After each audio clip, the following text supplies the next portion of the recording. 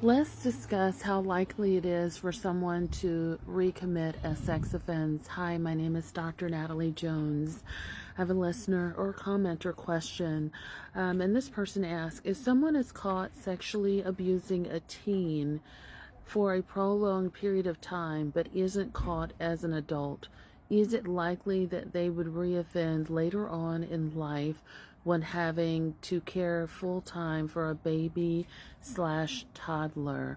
Thanks so much for asking this question. Hi, my name is Dr. Natalie Jones. I spent several years working in a corrections, and I've worked with sex offenders as well as perpetrators of crimes.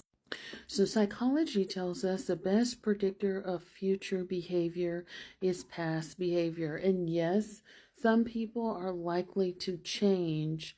But for me personally, and there's different schools of thought on this, but me personally, working with sex offenders as long as I have, I am of the school of thought that people do not stop sex offenses. And there's different types of sex offense, but this person is talking about a child predator. And in my experience in working with child predators, they are not likely to change their behaviors. What I've learned about child predators, which is one of the reasons why I don't feel like people should be able to change their identities and their names if they have a history of child predatory behavior, because they often fail to register. So they become more savvy at like failing to register. So every time you move, you are supposed to register. But also too, I am I'm of the belief that people become more skilled at committing the offense to not get caught. And I've talked to you guys before about how hard it is for sex offenders to really get in trouble with their first offense, get some serious trouble. But also, I think as time goes on, and if they have a history of getting caught, they're going to become more savvy to try to, prevent getting caught and to try to get away with more offenses. And so, one of the things that when I was counseling people, and I still do counsel people, but in terms of mandated reporting, so I come from both sides of it, like in terms of a mandated reporter and in terms of, working in corrections. So I know that typically most people with certain types of offenses, they're not, once they get convicted of a certain types of offense, most people that are convicted of a child sex offense, not always, but a lot of times, they know that they're not supposed to be around children anymore. So they're not supposed to be around playgrounds. They're not supposed to be around schools.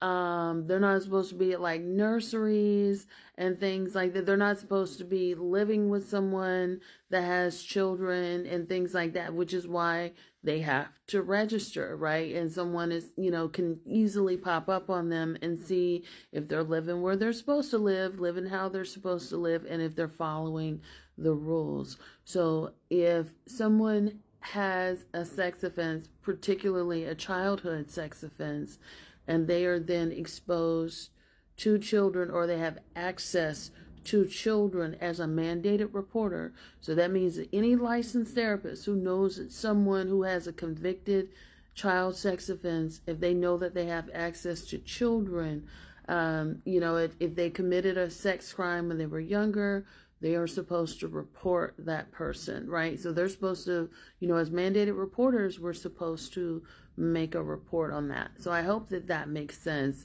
If you, let's say this person isn't a child sex offender, but just maybe has a history of rape or sexually assaulting, family members and things like that, but still has access to children.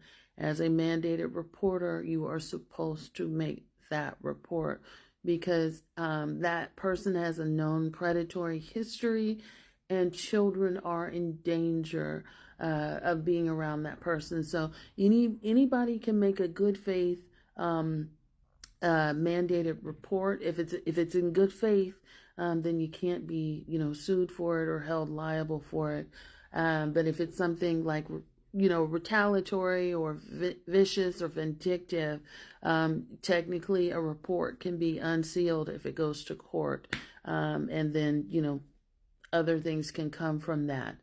But yes, so yes, they are likely to if a person has a history of a sex offense, because you don't technically know what type of offender that person is, and I've worked with different types of predators, right? There's some that are child predators, there's some that are rapists, but there's a lot of people who are criminals of opportunity, which means as soon as they have access to someone who is vulnerable or easy to manipulate and control, they're going to take advantage of it. So that person could be in a wheelchair, that person could be elderly, that person could be a child. But yes, they are still considered to be a threat. So it's, there is a higher probability that they are going to reoffend or take advantage of someone who is vulnerable, simply for the fact that they have predatory history. It does not matter if you haven't seen them do it or they don't give you any indication of it. There are a lot of people that are very good at masking and, getting away with things for years. How many times have you heard it on the news? I never thought, I never saw anything. They were a nice person. I never had any problems with them at work or, living in the community. It happens all the time, but if that person has a history of doing things like that, they are certainly likely to reoffend. And as a mandated reporter, if anybody came to my office with this type of question, I would tell them immediately, that child is in danger, and we are going to make a report. So either you can kind of do it with me, or I will do it when you leave this office. Either way, that report is going to get made. Most people, when I tell them that and I explain the dangers, they want to do the report with me, because I don't like surprises. But I always educate people around that.